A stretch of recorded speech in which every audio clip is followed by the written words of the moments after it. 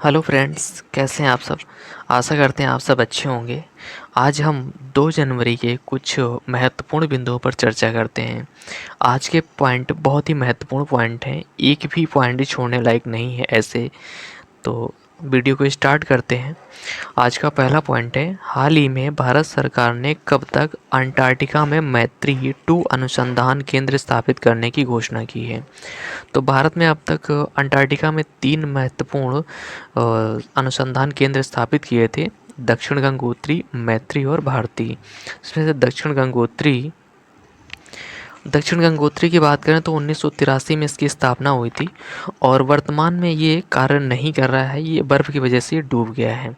तो 2 काम कर रहे हैं, मैत्री और भारती। लेकिन भारत ने 2029 तक मैत्री की जगह रिप्लेस किया गया है, मैत्री-2 को लॉन्च किया गया। अंटार्कटिका की बात करें तो इसकी हाईएस्ट जो पीक है, माउंट बिन्सन मैसिव इसकी हाईएस्ट पीक है और इसमें माउंट एरबस एक ज्वालामुखी है, इसको हम स्वर्ण उद्गार ज्वालामुखी के नाम से जानते हैं।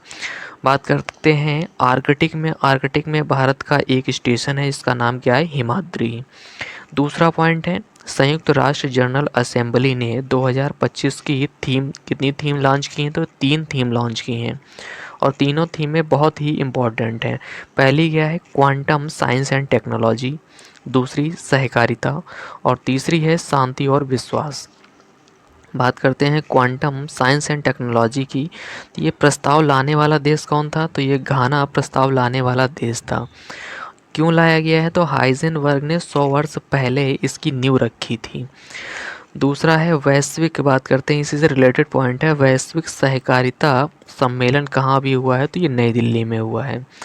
संयुक्त राष्ट्र जनरल असेंबली की बात करें तो इसमें वर्तमान में अध्यक्ष कौन है, तो फिलेमॉन यांग इसके अध्यक्ष हैं और ये किस देश के हैं, तो ये कैमरून के हैं। और इसमें सदस्य कितने हैं, तो 193 सदस्य हैं और संयुक्त राष्ट्र जनरल असेंबली को विश्व की लघु संसद के रूप में जाना जाता है। 2024 की बात करें, 2024 को हम लोग कैमल्स के रूप में मनाया है। 2023 को हम लोगों ने मोटे अनाज का वर्ष के रूप में मनाया है। दूसरा इम्पॉर्टेंट पॉइंट ये है, संस्कृति का वर्ष हम लोग 2026 में मनाएंगे और किसके किसके बीच ये मनाया जाएगा, तो ये भारत और स्पेन के बीच मनाया जाएगा। तीसरा तीसरा पॉइंट है, हाल ही में मिशन 425 के तहत जासूसी उपग्रह किसने प्रक्षेपित किया है, तो ये किसने किया है, ये दक्षिण कोरिया ने किया है।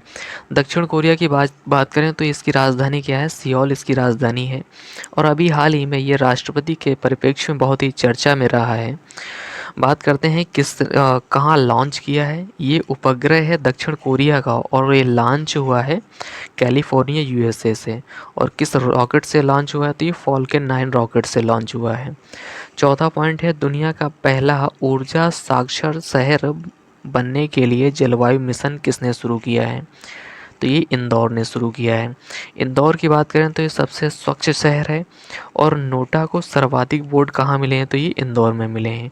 इंदौर में ही अभी हाल ही में 1 जनवरी 2025 से एक अधिनियम आया है, एक कानून लागू किया गया है कि भीख देना एक अपराध है, ये कानूनन जुर्म है। बात करते हैं कार्बन उत्सर्जन कम करना इसका लक्ष्य है और ये अभियान 100 दिन तक चलाया जाएगा और इस अभियान के सहायककर्ता कौन है, तो एनर्जी स्वराज फाउंडेशन इसके सहायककर्ता हैं। पांचवा पॉइंट है, चर्चा में रहे ECTA आर्थिक समझौते का संबंध किससे है, तो ये संबंध है भारत और ऑस्ट्रेलिया का। चर्चा में इसलिए रहा क्योंकि इसकी दूसरी वर्षगांठ मनाई गई है और ये ECTA फुल फॉर्म इसकी बात करें तो आर्थिक सहयोग और व्यापार समझौता इसका फुल फॉर्म है और इसका उद्देश्य क्या है, दोनों देशों के बीच व्यापार बढ़ाया जाए, इसका मूलभूत उद्देश्य है।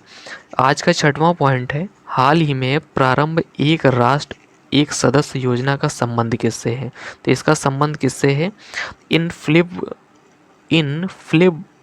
नेट से इसका संबंध है।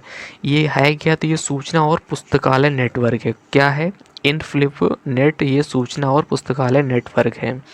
इसको स्टार्ट किसने किया है, तो केंद्र सरकार ने इसको स्टार्ट किया है, 1 जनवरी 2025 से स्टार्ट किया गया है।